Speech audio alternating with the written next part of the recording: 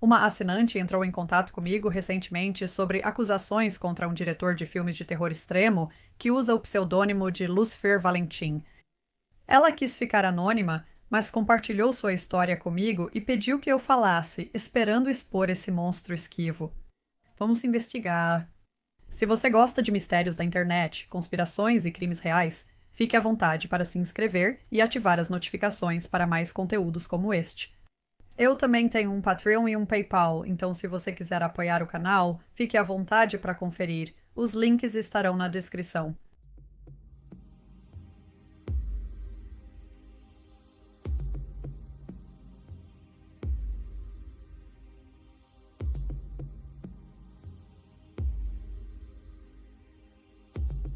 Este vídeo conterá discussões vagas sobre abuso sexual, aliciamento e abuso.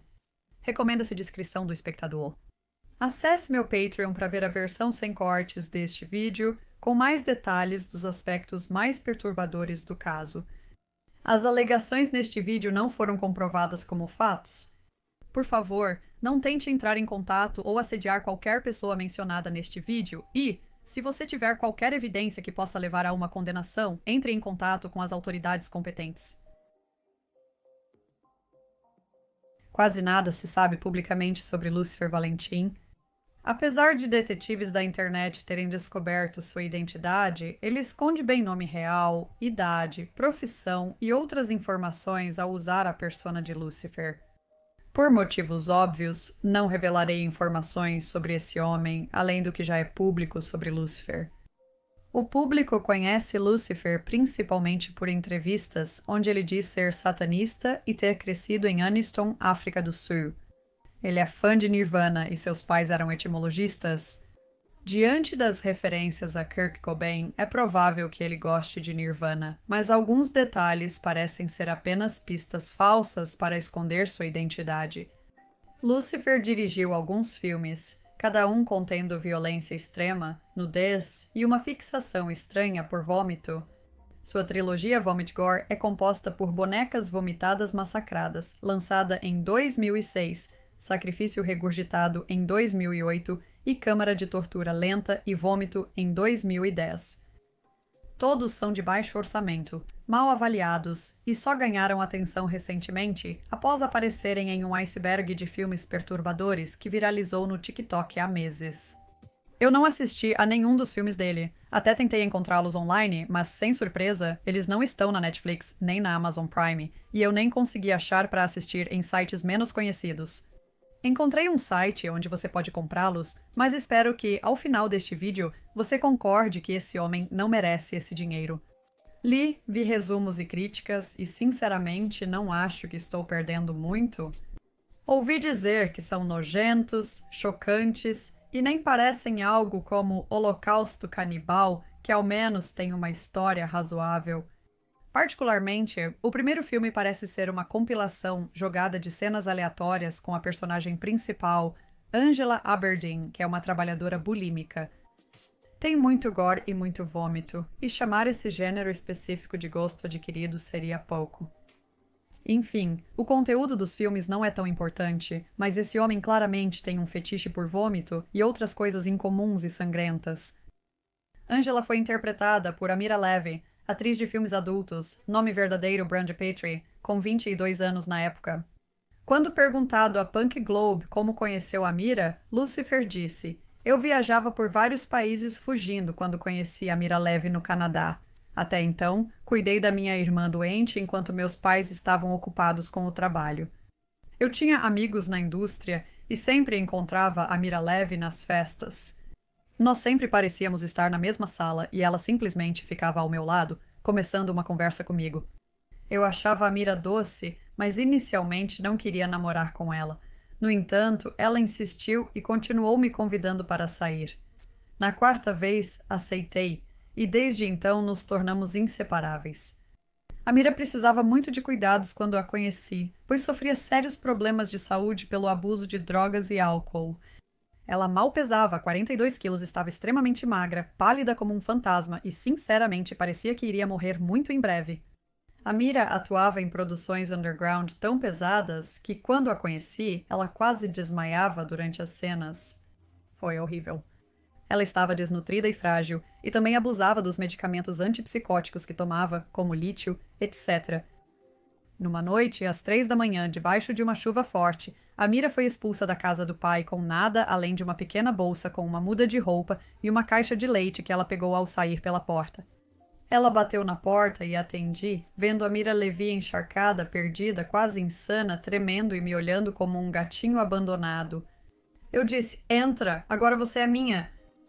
Amira ficou deitada na minha cama quase 3 meses. Cuidei dela, ajudei na recuperação, alimentei, vesti e filmei. Como tenho uma personalidade dominante e Amira era totalmente submissa, fizemos um acordo de troca total de poder 24 horas por dia. Ela podia ficar comigo quanto quisesse e eu prometia cuidar dela e garantir sua saúde, desde que obedecesse tudo que eu ordenasse, sem exceção, e me permitisse filmá-la a qualquer momento, em qualquer situação, tudo sob meu critério. Como mencionei, sou satanista e emetófila, e isso se misturou ao fato de eu cuidar da atriz pornô hardcore Amira Levi à beira da morte, sua desintoxicação e recuperação, além da minha obsessão pela morte de Kurt Cobain e nosso relacionamento de troca total de poder que eu filmava constantemente. Isso resultou em Slaughtered Vomit Dolls e no surgimento do gênero Vomit Gore. Fiquei sem palavras ao ler isso, como ele admite tão descaradamente ter se aproveitado da Amira e, nas entrelinhas, basicamente abusado dela, supostamente. Ele a descreveu como desnutrida e frágil, quase insana, e afirmou que ela abusava de álcool e drogas e que tinha sérios problemas de saúde. Para mim, isso não parece alguém que seja capaz de consentir com quaisquer exigências sórdidas que Lucifer tenha feito. Além disso, não é possível consentir com algo sem saber ao certo com o que se está concordando. Você vai notar que Lucifer costuma se aproveitar de pessoas viciadas em drogas, com distúrbios alimentares ou jovens fãs facilmente manipuláveis. Na verdade, ele diz que a maioria das namoradas dele teve um transtorno alimentar, o que já é uma tendência preocupante, mas também combina perfeitamente com a obsessão dele por vômito. Duvido que ele apoiasse a recuperação delas se realmente gostasse da doença. Não sei se um contrato assim seria legalmente válido. Acho que não seria no Reino Unido, mas talvez haja uma brecha. Lucifer disse em entrevistas que conta com uma boa equipe jurídica para auxiliar na produção dos filmes. Se houver como contornar as leis, tenho certeza de que ele já descobriu. As alegações dele sobre levar Amira à recuperação são duvidosas, pois há suspeitas de que ela usou drogas durante as filmagens de bonecas massacradas pelo vômito e possivelmente nos outros filmes da trilogia Gore do Vômito. Apesar de qualquer progresso, nada foi permanente, pois ela foi assassinada em 2017 durante uma negociação de drogas, quando o cliente surtou ao saber que teria que pagar em dinheiro. Já havia algumas teorias circulando por aí de que Lucifer pode ter estado envolvido de alguma forma no assassinato de Amira, mas não há nenhuma evidência que sugira que esse seja o caso. Pode-se dizer que, se ele tivesse cuidado de Amira em vez de explorá-la, ela talvez tivesse tido uma vida mais saudável e segura, evitando aquela situação, mas é só isso. Eles não tinham contato quando ela morreu, mas Lucifer ainda usa a morte dela em benefício próprio. 4 anos depois, ele ainda usa uma foto dela como perfil no Twitter e Instagram. No ano passado, lançou Os Capítulos de Angela, continuação de seus filmes com Amira, onde reescalou o papel dela. A declaração de Lucifer me faz pensar o quanto dos filmes dele são efeitos especiais e o quanto é real. Ninguém morreu durante as filmagens, então as cenas muito sangrentas são obviamente falsas, mas sabemos que muitas das imagens são de vídeos caseiros da Amira, e que o vômito era real, o que não é só nojento, mas também muito prejudicial para os atores. Mas então eu imagino que, considerando que ela estava em recuperação do vício e tinha outros problemas de saúde, Amira provavelmente vomitava de vez em quando de qualquer jeito, então Lucifer provavelmente só aproveitou isso a seu favor. Como eu disse, não assisti a nenhum dos filmes dele, nem aos extras, então estou apenas me baseando no que me contaram ou nas informações que encontrei online. Mas há rumores de que uma cena em um dos filmes dele, Uma Criança Perfeita de Satã, seja na verdade real. Nos bastidores, Lucifer tenta mostrar que tudo é divertido e consensual, e no início de câmara de tortura lenta e vômito, há um aviso de que o ator principal consentiu com tudo. Isso parece um caso clássico de o suposto predador protestar demais. Não é incomum que filmes tenham avisos, um bem comum é quando animais são usados nas filmagens e eles querem garantir que nenhum deles foi machucado. Nunca vi um filme em que o diretor precisasse enfatizar que tudo foi consensual entre os atores. Quero dizer, isso meio que já é esperado. Lucifer também me parece o tipo de pessoa que gostaria de fazer as pessoas acreditarem que seus filmes são reais, porque isso reforçaria a persona perturbadora que ele criou. Ele poderia ter feito isso desde que provasse que era falso ou consensual, como Ruggero Deodato, diretor de Holocausto Canibal, que teve que provar no tribunal que ninguém morreu no filme. Tudo isso me dá a impressão de que Lucifer encobriu seus rastros em relação à legalidade de tudo isso, ou seja, contratos à prova de falhas, consentimento em vídeo, mas talvez os atores não soubessem exatamente ao que concordavam ou as filmagens tenham saído do controle. De qualquer forma, é minha opinião pessoal que as declarações de isenção de responsabilidade de Lucifer não são totalmente precisas ou verdadeiras, mas simplesmente uma tentativa de desviar suspeitas. A Mira não foi a única garota que Lucifer admitiu abertamente ter aproveitado. Recebi informações confiáveis que sugerem que as seguintes declarações feitas por Lucifer não são verdadeiras. É apenas algo que ele inventou para complementar a personalidade perturbada que criou. Acho que isso já diz muito sobre ele, só de pensar nisso, ainda mais de escrever publicamente. Em entrevista à Punk Globe, ele contou que cuidou da irmãzinha doente, cega como um morcego Cinderela, por toda a vida até conhecer a Mira. Ele disse que filmá-la a deixava feliz. Tudo parece saudável até que ele é questionado sobre certos rumores e alegações na internet, ao que ele responde: enquanto minha irmã Cinderela era minha namorada e muito provavelmente teríamos nos casado, mas ela tirou a própria vida na véspera de Ano Novo de 2006, que foi o pior dia da minha vida. Cinderela era muito ciumenta do meu relacionamento com a Mira Levy. Como eu a criei e era o único homem com quem ela esteve, ela ameaçava se machucar sempre que eu estava longe e com a Mira. Cinderela se afogou em uma banheira depois de uma overdose, como Angela faz em SVD. Ela já havia encenado isso para me preocupar várias vezes e eu sempre filmava, sem imaginar que ela faria de verdade. Uma versão da Cinderela imitando a morte de Angela está em imagens em preto e branco bem perto do final de Sacrifício Regurgitado. Em um especial sobre SVD, ele explica que Cinderela era autista, ficava catatônica por horas, às vezes dias ou semanas sem falar, e se recusava a comer ou beber. É importante levar algumas coisas que Lucifer diz, em geral, com um certo ceticismo. Ele é um indivíduo depravado e provocador, que sente prazer em contar histórias absurdas e é conhecido por exagerar ou distorcer a verdade. Por exemplo, seu filme de 2012 Veias de Metal Negro supostamente era um documentário real sobre um grupo de jovens viciados em heroína. Embora o uso de drogas possa ter sido real, acredita-se que a maior parte das cenas tenha sido encenada. No final, um dos personagens morre e Lucifer afirmou em uma entrevista à Punk Globe que ele realmente morreu, embora tenha confirmado no comentário do disco versátil digital que ele não morreu de verdade. Então sabemos que ele não é exatamente uma fonte confiável de informação e ele mente para fazer com que ele mesmo e seu trabalho pareçam mais extremos, interessantes e misteriosos. Ele mente sobre ter um relacionamento inapropriado com sua irmã com deficiência, mas insiste em destacar que seus filmes não são reais e que os atores consentiram com tudo, o que é ainda mais estranho. Nos últimos anos, tem havido uma crescente especulação e acusações de que Lucifer interage e alicia fãs menores de idade, além de rumores na indústria de que ele quebra contratos, o que é sério considerando a natureza dos filmes que ele produz. Em alguns casos, aparentemente não havia contratos, apenas um acordo filmado, onde as atrizes estavam tão alteradas que mal conseguiam formar uma frase. Fora da comunidade de horror underground, Lucifer Valentine não é muito conhecido, mas é preocupante que, mesmo após denúncias de comportamento predatório e confissões de abuso, o máximo que se encontra online sejam comentários esporádicos no Reddit, Twitter ou menções breves em outros sites.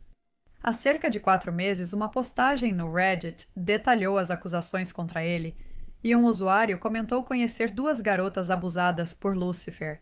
Uma delas deletou todas as redes sociais. Eles não deram muitos detalhes, Só disseram que receberam capturas de tela de coisas estranhas que ele falou e fez e que ele era estranho e manipulador. Uma das garotas contatou Lucifer aos 16 anos. Ele respondeu, mas pediu que ela não contasse a ninguém sobre ele. Parece que ele a pediu em casamento e ofereceu dinheiro quando ela ficou chateada com ele. Ele comprou presentes caros para ela e eles se encontraram algumas vezes, mas ele parecia estranho e desconfortável. Segundo relatos, ele usou fotos e vídeos que ela enviou em um ou mais filmes e depois eles pararam de se falar. Encontrei um artigo no 247news.live de julho de 2020, onde uma pessoa não identificada, que por acaso é a mesma que entrou em contato comigo sobre isso, compartilhou sua história. Ela contou que começou a ver os filmes de Lucifer aos 14 anos e, na época, não ligou para as acusações contra ele. Elas conversaram online e Lucifer ofereceu enviar pinturas e convidou-a para atuar em seus filmes aos 18 anos. Ela estava sofrendo com um transtorno alimentar na época em que teve contato com ele, basicamente o alvo perfeito para ele. Jovem e impressionável, com problemas mentais e animada pela atenção de uma celebridade menor. Só lembrando que essa pessoa tinha 14 anos e sofria com um transtorno alimentar, e aparentemente Lucifer a convenceu a se filmar vomitando. Isso não é ilegal, mas se você não acha isso inapropriado, prejudicial e assustador, precisa repensar seus princípios. A vítima então continua mencionando que, desde então, conheceu outras pessoas com histórias muito parecidas para contar, sobre Lucifer conversando com elas quando eram menores de idade, prometendo um papel em seus filmes quando fossem mais velhas e pedindo para que fizessem coisas inapropriadas. Embora as alegações neste artigo estejam de acordo com o que a vítima disse e ainda reflitam suas afirmações sobre o que aconteceu, a declaração foi reformulada sem o consentimento dela e, por algum motivo, apresenta uma foto de alguém que não tem nenhuma ligação com Lucifer. Michelle Nesk foi procurada por pessoas que pensaram que ela fez essas alegações por causa da foto, mas nunca teve relação com Lucifer e não sabe por que sua foto foi usada. A pessoa que entrou em contato comigo sobre esse caso forneceu uma declaração que detalha ainda mais o relacionamento dela com Lucifer. Foi em 2013 ou 2014, minha memória está um pouco confusa, mas eu teria 13 ou 14 anos. E eu descobri a filmografia do diretor Lucifer Valentine através do YouTube. Sempre gostei de filmes de terror desde jovem, como Pânico, Jogos Mortais, Halloween, esses filmes de terror mais comuns. Conforme fui ficando mais velha, porém, eu costumava usar o IMDb com frequência, e via que existia toda uma subseção de terror chamada cinema extremo, composta por filmes que foram banidos em alguns países ou que apresentam gore excessivo, nudez, conteúdo tabu, mas na maioria das vezes são ficção, é claro. Descobri a trilogia Vomit Gore de Lucifer Valentine e resolvi assistir todos os filmes dele. Se não conhece a trama desses filmes, são obras de arte pseudo-profundas, não lineares, com muito gore, nudez explícita e vômito real para retratar personagens com bulimia. Descobri que o diretor tinha Facebook e o adicionei. Eu sabia que os filmes dele eram para maiores de 18 anos e não esperava ser aceito de volta, mas ele me aceitou mesmo assim. Eu queria ter percebido o quão inapropriado era para um criador de conteúdo pop adicionar uma criança da escola fundamental naquela época, mas enfim. De qualquer forma, ele sempre conversava comigo sobre o trabalho dele e sempre me oferecia um papel no próximo grande filme dele, o dia em que completei 18 anos. Na época, eu não pensei muito sobre isso, mas depois percebi que esse comportamento era inapropriado e tinha características de aliciamento. Ele me colocou em grupos do Facebook com homens de 30 a 40 anos que discutiam o trabalho dele e compartilhavam fotos explícitas de nudez dos filmes. Fiquei muito desconfortável quando homens adultos do grupo me adicionavam e comentavam em mensagens privadas sobre eu ser jovem sem eu pedir. Além disso, assistir a filmes com atrizes reais com transtornos alimentares, sinceramente, me fez desenvolver um transtorno alimentar grave na época. Embora não seja certo culpar um diretor por minhas escolhas, não teria desenvolvido meu transtorno alimentar se ele não tivesse me colocado em um grupo com mulheres mais velhas, pró-Ana e pró-Mia, falando sobre seus TAs ou vomitando perto dele. Os filmes exibiam automutilação, às vezes real, o que me influenciou a começar a me automutilar na vida real à medida que envelhecia. É correto dizer que esses filmes não só me traumatizaram quando jovem, mas também influenciaram meus comportamentos autodestrutivos devido ao conteúdo deles. Recentemente, a usuária do Twitter Mondo Vídeos, Taylor, iniciou um tópico resumindo boatos sobre Lucifer, levando supostas vítimas a compartilharem suas histórias.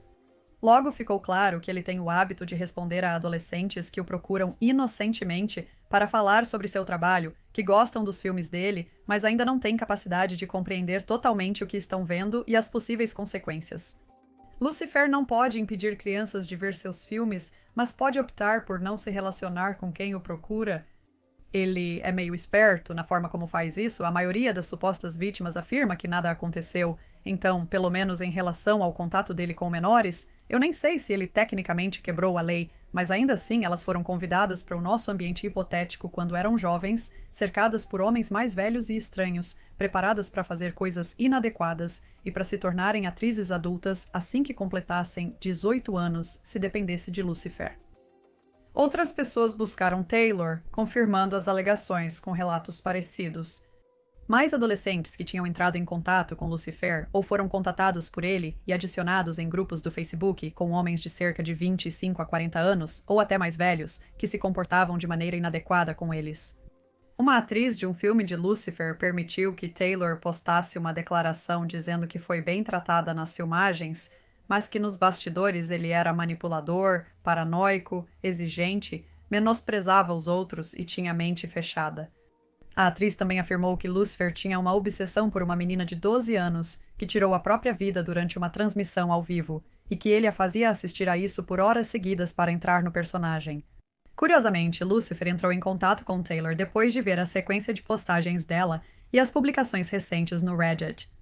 Ele disse que criaram contas falsas se passando por ele e postaram comentários inadequados, inflamados e falsos. Talvez tenham feito isso, mas todas as acusações que conheço estão ligadas à conta do Facebook que ele confirmou ser dele. Parece que ele não só não tem moral, mas também não tem bom senso. Depois, ele comenta sobre sua relação com a Mira, minimizando em comparação à entrevista para a Punk Globe, mas sem remover nada essencial da história. Ele tenta fazer parecer melhor, enfatizando que cuidou dela e que ela assinou um contrato e foi paga pelo trabalho, mas está perdendo totalmente o ponto de que ela não estava em condições de consentir com nada disso. Lucifer exige que quem quiser atuar em seus filmes ou discutir detalhes, apresente documento com foto, comprovando ter ao menos 18 anos.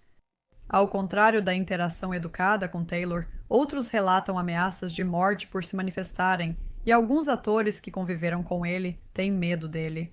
Alguns parecem evitar falar sobre ele, enquanto outros, como as irmãs Soska, negam qualquer envolvimento, mesmo tendo estrelado um de seus filmes. Conversei com outra pessoa que teve algum contato com Lucifer, veja o que ela disse. Eu não tenho muita experiência pessoalmente com LV. Troquei algumas mensagens com ele e, como muitos fãs, ofereci meus talentos para participar de seus filmes. Ele sempre foi gentil comigo, mas após ver essas acusações e segredos surgindo, penso que devo me afastar dele, e todos deveriam fazer o mesmo. Ele é um cara perigoso e seus filmes certamente não são admiráveis de forma alguma e apresentam abuso real na tela, sem falar no que acontece entre os Saskas em rigor, supostamente. Quando fui conversar com ele, eu já sabia que ele era uma pessoa cheia de sinais de alerta, mas não imaginei o quanto até encontrarmos todas essas informações sobre ele. Mas ele mesmo nunca disse nada que fosse um sinal de alerta para mim. Ele foi generoso, mas acho que só porque eu era uma fã que mandou mensagem casualmente sem pedir favores, então decidiu ser gentil comigo. Ele não me comprava coisas, ele só era legal e dizia coisas que faziam ele parecer um cara doce. Eu tinha 20 anos. Admito que, embora ele diga que pede documento para garantir maioridade, acho que não pediu para mim. Frequentemente dizem que pareço ter 16 ou 17 anos. Nunca fui fã, só gostava das capas dos filmes e do mistério sobre quem ele era, mas achava todos os filmes dele ruins, exceto Black Metal Veins. Via neles um desperdício de potencial para uma história ousada. Sempre soube que ele era suspeito, então não me surpreendo com as revelações, mas sim com a dimensão delas. Foi uma honra ser apresentada a esse grupo que busca revelar o mistério dessa pessoa horrível, que deve responder por décadas de suposta devassidão e violência. Estou feliz que, mesmo achando que eu era uma super fã antes de me convidarem, confiaram em mim para ajudar a buscar informações. Não encontrei muito, mas consegui algumas informações para ajudar na investigação. No fim das contas, a grande maioria disso é palavra dele contra a dela. Não há muitas provas concretas, em parte porque muitas dessas conversas aconteceram anos atrás, e em parte porque Lúcifer é muito bom em encobrir seus rastros. Eu acredito nas acusações, pois muitas pessoas contam histórias semelhantes e, considerando o que o próprio Lúcifer admitiu, tudo isso me parece plausível. Você pode tirar suas próprias conclusões com as informações e sua pesquisa, mas para mim é claro que esse homem esconde algo. Os filmes de Lúcifer são nojentos, mas não são exatamente revolucionários, e muitos outros filmes existem em um nível semelhante, se não até pior. Não é comum alguém fazer tanto esforço para esconder sua identidade, especialmente quando também tem uma carreira estabelecida em uma profissão semelhante usando seu nome verdadeiro. Se Lúcifer não tivesse o que esconder, unir o trabalho de cada persona seria positivo e o tornaria mais reconhecido. Ele não sente vergonha da trilogia Vomit Gore ou de Lucifer, mas começo a vê-lo como um tipo de Jekyll e Hyde. O trabalho dele com sua identidade real não é extraordinário. Tenho certeza de que todos pensam que ele leva uma vida normal sem saber de seu outro lado. Ele literalmente criou uma persona inteira para realizar suas fantasias doentias e comportamentos predatórios. As acusações contra Lúcifer estão realmente começando a vir à tona publicamente agora. Preocupa pensar que ele provavelmente tem família, amigos e colegas que não sabem como ele realmente é.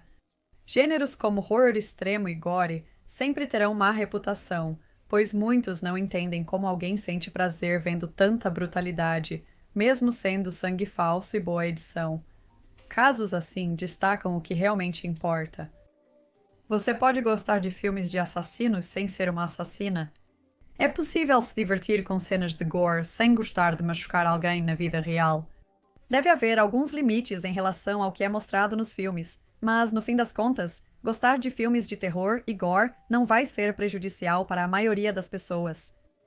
O problema da trilogia Vomit Gore é que não é totalmente fictícia, e nem acho que Lúcifer conheça o significado de limite.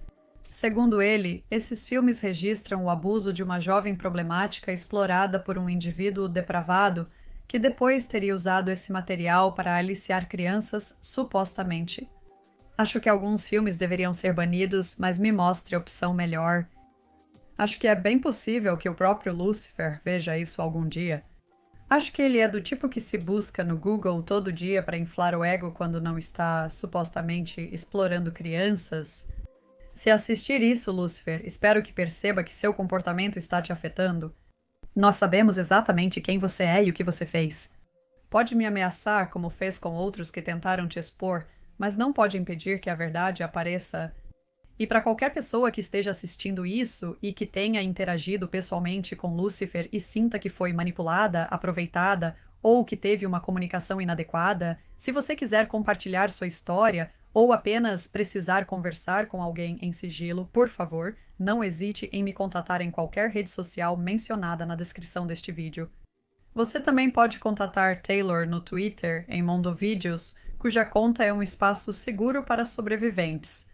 Um link para a thread dela no Twitter estará na descrição, mas como está quebrada, é preciso clicar no último tweet para ler tudo. E por fim, para todos os outros, por favor, não apoiem esse homem. Não comprem os filmes ou produtos dele, não o sigam nas redes sociais, nem comentem nos vídeos dele no YouTube, não permitam que ele lucre supostamente explorando jovens em seus piores momentos.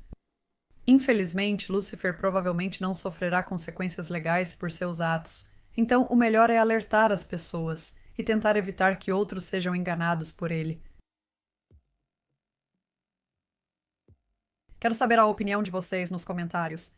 Você conhece Lucifer Valentine e, se sim, estava ciente das acusações? Se gostou do vídeo, curta e inscreva-se no canal. Um enorme agradecimento aos meus apoiadores, cujos nomes estão aparecendo na tela agora. Eu realmente aprecio o apoio de vocês. Obrigada por assistir e eu te vejo na próxima quinta-feira em um novo vídeo.